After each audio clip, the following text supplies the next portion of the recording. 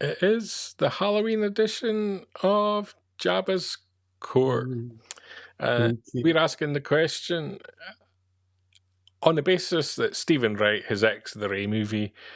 How does Lucasfilm regain its credibility from a continual apparent development hell? Well phrased. I mean, yet again, and I think we every time anything's announced these days, we've got so used to these things sort of like hitting the buffers that it doesn't really hurt anymore, does it? We just think, oh, here we go again. It's sort of like it's become laughable and synonymous with Star Wars that whenever anything is announced, the likelihood is that it's not going to get across the line with the people that they say are on board with it, or in many cases, not get across the line at all. Um, the point in case you were talking before about Gina Carano's proposed sort of series never happened because of all the issues that happened there. But this one, um, as has often been the case with recent Star Wars projects, we lose the screenwriter. Yeah. Um, how much of whatever Stephen Knight has committed to this will actually end up in any, if we get it, finished film at the moment is speculative, but you know, he'd been associated with it for quite some time. And I'm sure that as a face-saving exercise, we'll never find out exactly why he's left the project, whether he was whether he jumped or whether he was pushed into the Sarlacc pit. We'll never find that out. But it just it's cringeworthy for as a Star Wars fan when we keep having this problem happen. We probably accept it more than the general public do, the people that aren't necessarily Star Wars fans or are just casual fans, because they probably just think it's hilarious, all this stuff that goes on. And it just makes it lose all credibility. It really does. So, obviously, the history of this one was Damon Lindelof was Yeah. supposed to be the writer, had completed scripts and submitted scripts. Yeah. And then in February, before Celebration, it was publicly announced that he was off the project. And in April at Celebration, they announced the Rey movie officially, Yeah. with Daisy Ridley coming back. Yeah. Which was amazing. Yeah. It's so they announced it really having just sacked a writer, not knowing that they were going to have a suitable script. Stephen Knight, known for Peaky Blinder, was brought on. And he's made 4 drafts, Yeah. and that we know of. That's he'd mentioned, I think, in an interview he'd done 4 drafts, and then he's off the project. We had at one point it was going to be heading into, or it had started pre-production at Pinewood, and then all the crew there were let go. So we can't pretend there hasn't been delays from what they originally intended. But it feels like another project they've been pushing before it's ready. Yeah. Because at Celebration, they were going on about what a great story. And Daisy Ridley said, I came back because the story is so fantastic. What story? Yeah. So either Lucasfilm have a very clear idea of what they want from this project. And if that's Yeah. the case, why can't they communicate that to the script writers so they're getting a script that they want? And if you have such a clear, defined story, is that the best way to create a project? Do you not bring in a script writer and devise it with them? I Who's would, got I would the story imagine, idea? I would imagine if Daisy Ridley had seen anything regarding the story, it would have been a treatment, maybe 2 paragraphs, Yeah, sort of stating where they wanted the story arc to I go. think So so. it I wouldn't think have she's been, totally admitted that she's never seen a script. yeah, it won't be a script as such, but she will have been given an idea as to what they wanted to do with the character, Yeah. and that's probably what excited her and said, "Yeah, sign me in." Um, but yeah, I just every time something is announced now for Star Wars, I think to myself, well, we'll wait until it comes, you know? Yeah. King of Weird, Yes, brilliant yeah, comment, I think. yeah, They're giving us ideas from their brainstorming sessions. Oh, let's yeah, make this. Wouldn't it be great to make a movie featuring Rey about her bringing back the Jedi Order? yeah, Great. That's not a story. That's just an idea. yeah. So until you've got a script you're happy with, why are you announcing it? I wouldn't announce it until it was part way through principal photography. I really wouldn't. Yeah. The frustrating thing is that when you look at the trade magazines now, they mock Lucasfilm every time this happens. And they list every single writer and director that's been on a project Yeah. um, every single time. It's embarrassing. I think the It worst is. one, sacking Joss Trank the night before Star Wars Celebration. Yeah, yeah, yeah. You know, And and then the whatever Boba happened Fett to movie never got made. yeah, and then whatever happened to the two guys that were originally behind Solo Yep. that was sort of spinned off, and then they have a huge success with During Lego. filming, Yeah, yeah, how can you get to that point before you realise they're not the kind of people that are going to create the vision that you want? yeah, You've either got an issue where Lucasfilm are so obsessed over having control over the look and feel and story that they're impossible to work with, yeah. or they're just doing it all wrong. They're bringing in directors and writers after they've broken the story idea when they should be there from day one. Yeah. So you're making it together. There shouldn't really be a reason to need to take someone like Stephen Knight off the project because he's a great writer. He's capable of writing a script. It's almost the same mentality as we get in football in the UK, isn't it? Where if a manager has a really good season, great. Well, yeah, you're with us for the lot for for the long term. And then you start a new season and you have two or three bad games, and all of a sudden you're off. Yeah. You know? Mr. Newball makes a point. By the time Mando and Grogu comes out, it's been almost 7 years since the film. Sith the Phantom Menace was 10. I Wow. find out this week that since Disney bought Lucasfilm, um, uh, only one film has come out that wasn't during a Donald Trump presidency. Now that frames everything so brilliantly. Is that what we're waiting for? Uh, Becca making a great comment here about what Daisy has said on the Happy, Sad, and Confused podcast. You can actually take a listen to that. Yeah. Hopefully. Maybe not. It's not working. Let me try. Let me try something. What have you broke, Bri? I've broken the technology. Oh no. Oh no. Oh no. Just as I was off to play that for us. Here we go. Let me try something here. Let me try something. See if we can make this work. Would it help if I got out and pushed? It might. It might. The right answer. Is it going to work? Here we go. Hey, There we go. hey. Look. It's gone too far, but we can go back. We can go back. It'll work. It'll work. Bear with us. Okay, this is good. There's a date you have in your mind wanting to see something, maybe? I might have already seen something.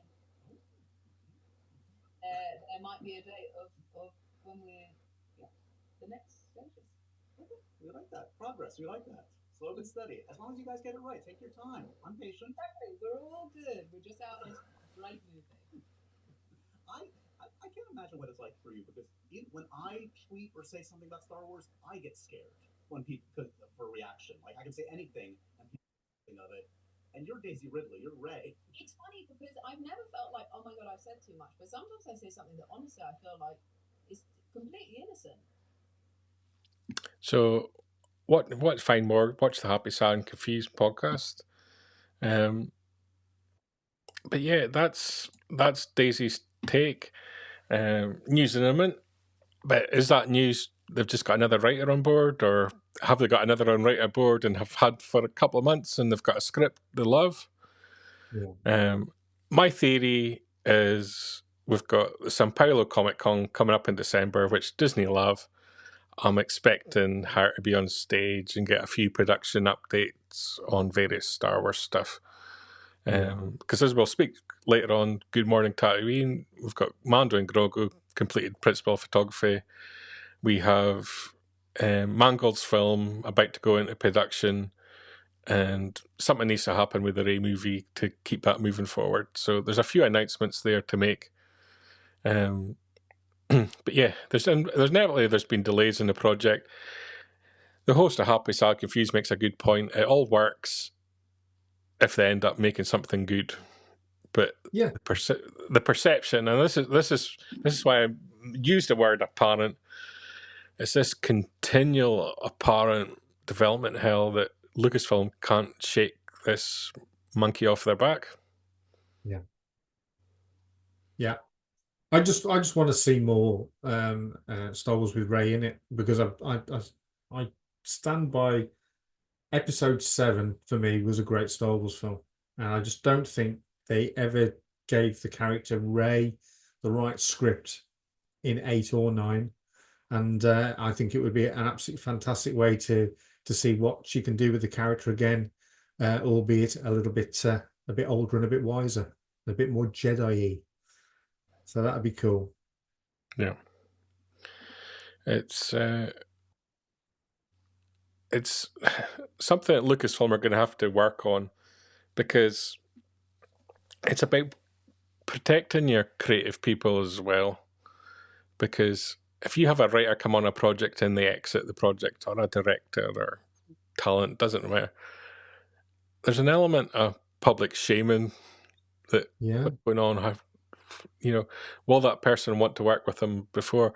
Damon Lindelof took a very positive attitude. He couldn't align with Disney in terms of what they wanted, but he was very clear that he would come back and work with them again.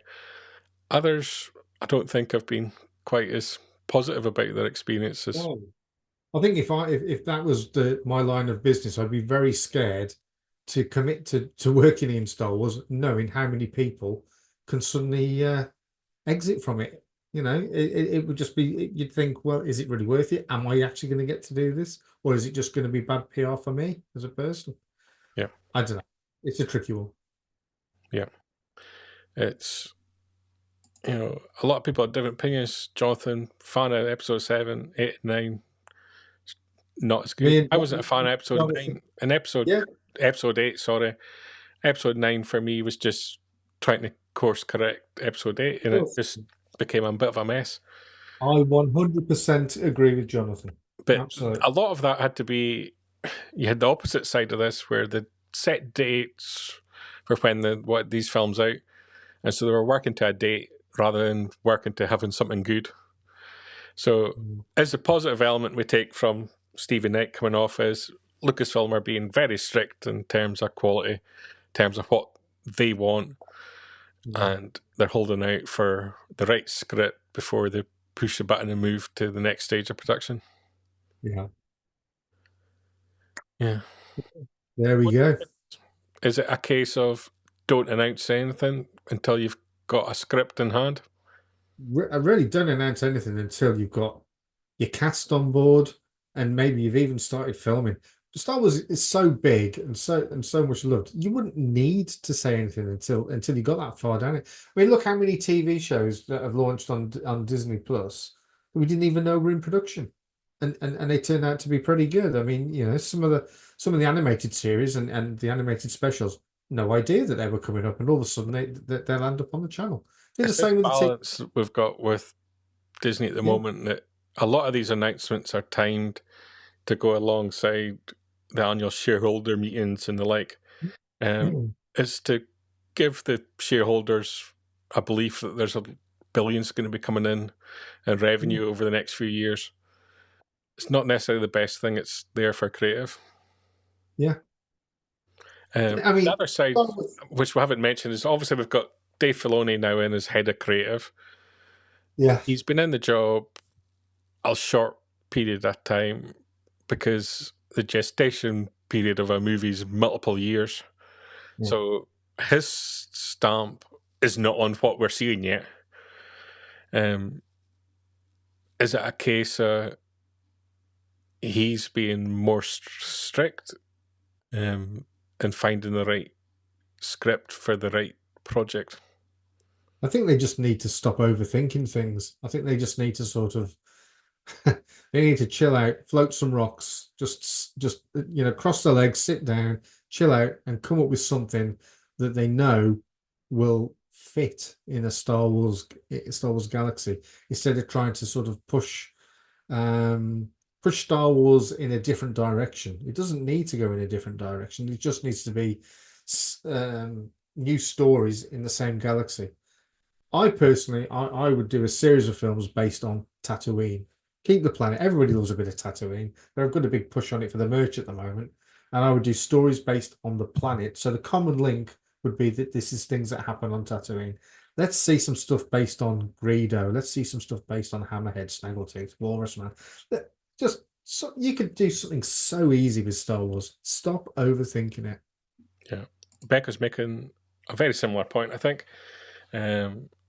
A lot of the issues to do with the media. If no reporting this script writer switch, we wouldn't be talking or complaining. Yeah. There's a double-edged sword, I think.